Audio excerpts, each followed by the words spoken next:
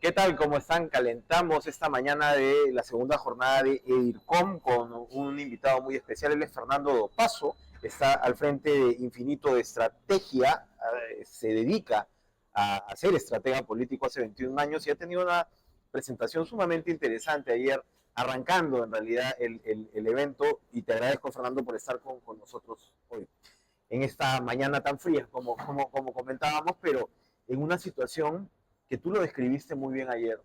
Pusiste varias picas en Flandes, ¿no? Y la primera diría es que eh, decías, Perú tienes partidos sin candidatos y candidatos sin partidos. Es esta suerte de completo desenganche, ¿no? Entre militancias, entre de alguna manera membretes.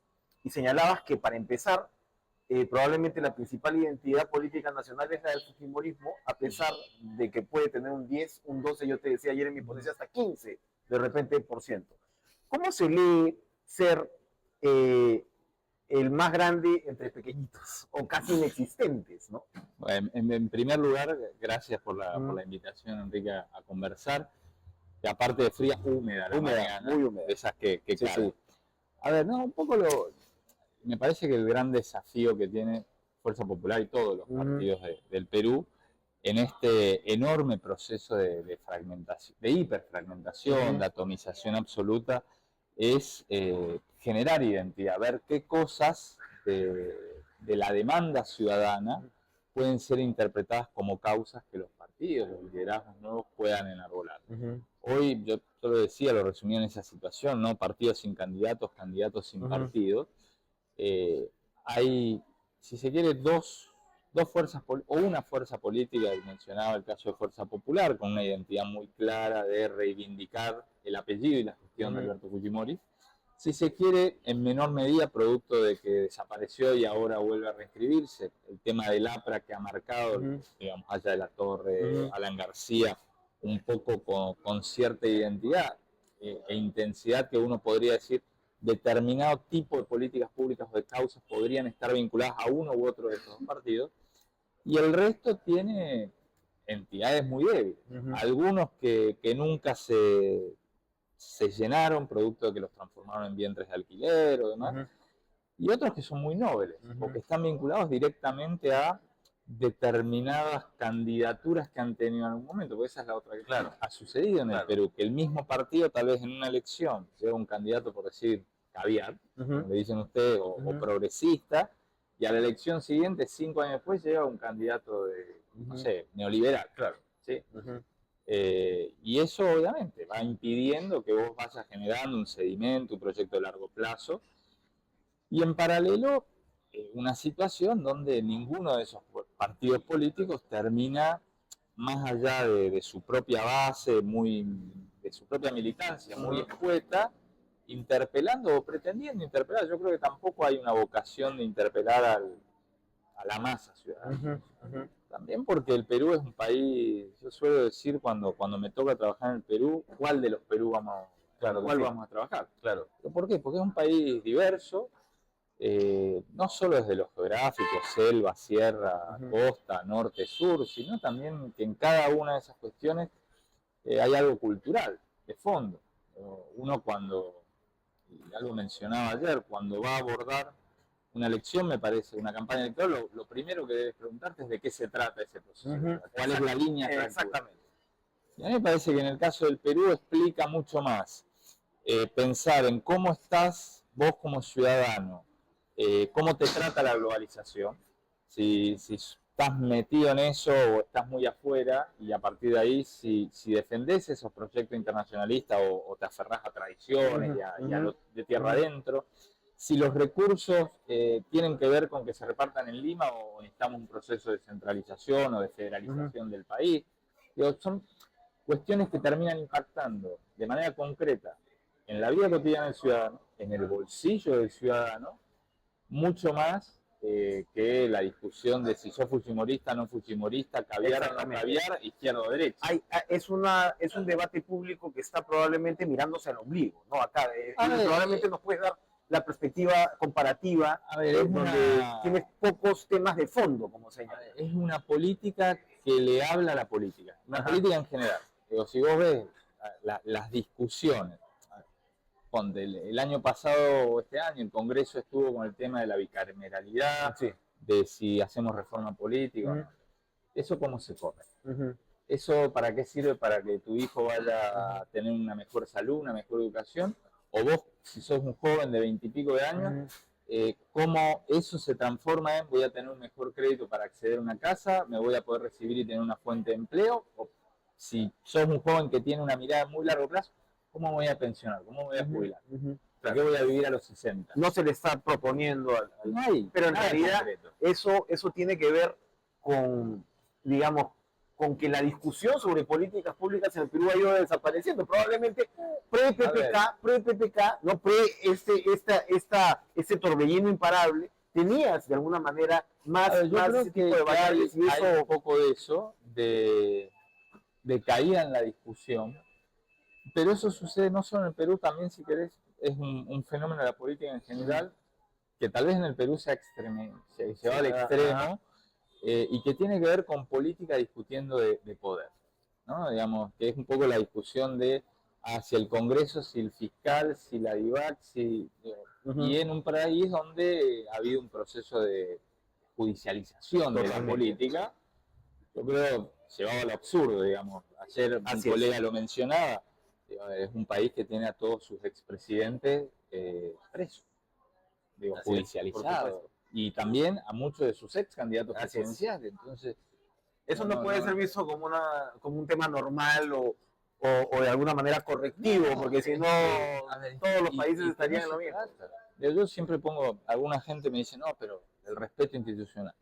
Y siempre cuando me hablan de las instituciones y la debilidad institucional de América Latina en general, porque además el proceso de judicialización se ha dado en muchos países, esto que algunos llaman lawfare, pero siempre pongo el mismo ejemplo. Estados Unidos, ¿cuántos expresidentes tiene judicializados? Trump es el primero, ¿no? El primero en la historia. Digo, Nixon tenía hechos comprobados de escucha ilegal. ¿Alguien lo condenó? Claro. ¿Alguien le hizo un impeachment? No, renunció él. Y después nunca más nadie lo tocó. Así es. ¿Alguien le dijo algo a Bill Clinton que mintió en el Salón de la Casa Blanca en relación a un hecho personal? No. ¿Y qué hace? Tiene su fundación. Claro. Entonces me parece que, si queremos querer las instituciones, hay algunas figuras que hay que empezar a saber respetar. Completamente de acuerdo. Ahora, tú decías, y conectando con todo lo que acabas de señalar, que el que va a tener cara de ganador es el que se apropie de la carta del cambio, de la lógica del cambio. Cuando hablamos del cambio en este sentido, puedes hablar desde fundémonos el sistema, como pretende Antauro Humala, hasta el papel delicado, difícil, del que dice, oye, no tiremos el mostrador, ¿no? Pero vamos a aplicar estos importantes correctivos. ¿Cómo se juega esto en política en un mundo que a veces es binario en términos de comunicación? A ver, ahí me parece que la importancia radica en encontrar los pequeños matices a partir de la investigación de opinión pública que te permitan decir por dónde transitar. Es cierto, yo lo mencionaba ayer, digamos, si uno ve indicadores internacionales de opinión pública, Latinobarómetro, alguno más, vos tenés cerca del 100% de la sociedad peruana que dice, cambiemos, cambiemos cosas. Ahora, dentro de ese 98% del número exacto, hay matices, intensidades de tipo, como bien dice, que podrían ser capitalizados por una candidatura de Antauro Humala, decir, rompamos todo, reseteemos el país y arranquemos a cero. Y después hay matices, ¿no? Digamos, yo a veces en algunas exposiciones suelo usar una paleta de colores de de las marcas internacionales, los lápices de los chicos, y pongo solo un color. Y tal vez hay 10 azules. ¿Sí? Es lo mismo que te pasa con la escala de los grises, con la escala de cualquier color. Bueno, ahí el secreto está, a partir de la investigación, sobre todo la cualitativa, empezar a interpretar las pequeñas fibras emocionales de la gente para ver hasta qué punto estás dispuesto a cambiar. Porque todo el mundo reclama cambio. El problema es cuando el cambio te toca a uno. Ahí el propio ciudadano dice, a ver, para. Es como, tengamos un sistema serio impositivo. Sí, porque los impuestos los pague el otro, no es lógico. No me los aumente a mí o no me los ponga la carga tributaria a mí. Y a partir de ahí es que uno va trazando esas líneas de mensaje y jugando emocionalmente o con la rabia para llevarte a movilizar un cambio mucho más profundo o un cambio más mesurado con una generación de expectativa. ¿sí? Y ahí hay que ir un poco jugando, sobre todo, insisto, con una buena lectura de la realidad. Alguno dirá, pero qué maquiavélico eso, pero bueno, en definitiva, el mundo funciona Pero así. es una lectura de la realidad que te tiene que permitir, en principio, si interpreto bien tu exposición también, plantear mensajes muy simples y muy directos Pero sí, a ver, que ahí, menos digamos, más se suele ajá, decir, ¿no? En materia de comunicación, a ver, yo creo que la simplicidad de los mensajes políticos, ir al grano, aprender a ser breve, que no quiere decir rápido, ¿sí? Sino condensar, sobre todo en un tiempo de la sociedad en general donde los incentivos a distraernos por un lado y a estar permanentemente sometidos los ciudadanos a un sinnúmero de informaciones. Yo ayer lo mencionaba en la charla, cualquier ser humano hoy está sometido en paralelo a múltiples realidades. La de tu cotidianidad. Vos en el marco de una campaña, las discusiones políticas, sí estás escuchando la política en la televisión, en las redes digitales y demás, pero después tenés un sinfín de problemas. claro, Digo, tu oficio, tus hijos, tus por responsabilidades, tu cotidianidad.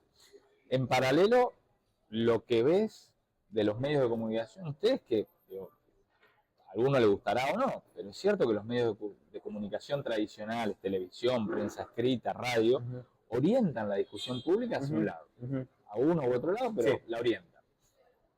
Dependiendo qué medio escuchas vos o qué consumís vos, está. Y ahora también tenemos la realidad digital, donde todo, tu vecino es productor de contenido y tiene una interpretación y un sesgo, y todo eso hay que ir viendo cómo vamos llegando, cómo nos vamos metiendo y dónde está la gente. Digo, a ver, en cualquier campaña electoral uno empieza pensando por los que tiene cerca. Digo, no le hablas a todos, más en el caso del Perú con esta hiperfermentación, donde lo que necesitas es tener muy en claro desde el día 1 cuál es el número mágico, si hablamos de la campaña presidencial, que te va a poner en la segunda vuelta. 12, Ni siquiera 13% de repente. hay que hablar de compitamos la segunda. No, eso es otra campaña electoral, otra discusión. Esto es cuánto necesito para entrar en la segunda. 12, 13, ¿cuántos son? 1 millón, 2 millones.